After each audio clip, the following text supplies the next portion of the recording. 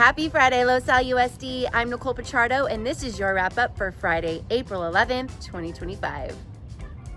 We started the week with our All-District Band Festival. From our elementary, middle to high school bands, plus a performance from the Youth Center, the evening was filled with incredible talent and unforgettable music. We are so proud of our young musicians for their hard work, dedication, and passion. Your commitment to music education continues to inspire us, and a huge shout out to our extraordinary music teachers who make moments like this possible. In other news, the LAE Tigers packed the boardroom on Tuesday night for their annual presentation to the board and our community. The LAE Choir kicked things off with a medley of patriotic songs that got everyone in the spirit. Then our awesome 5th grade representatives joined Principal Jenny Patia to honor what makes LAE such a special place. The night ended with honoring Andrea Mora, LAE's Hero of the Heart.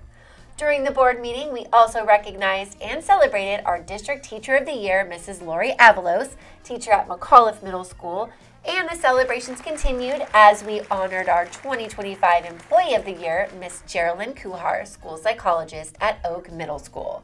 Speaking of employee recognition, we also surprised and announced our March Rockstars of the Month. Certificated Rockstar of the Month is Amy Colte, principal at Rossmoor Elementary, and our classified Rockstar is Adrian Chavez, English Learning Instructional Assistant. Congrats to our Rockstars and nominees. We also recognize the longevity of our Oak Lions this week. Staff were recognized during one of our most cherished Los Al USD traditions for serving 5, 10, 15, 20, and 3 25-year honorees. In elementary news, spring is in full bloom, and our transitional kindergarten students in Mrs. Platt's class at Weaver got an adorable first-hand experience of the season with baby chicks. Students learned about each stage from incubation to the warm and cozy environment needed for growth. It's safe to say that the arrival of the chicks has brought a whole new meaning to Spring Has Sprung in Mrs. Platt's classroom.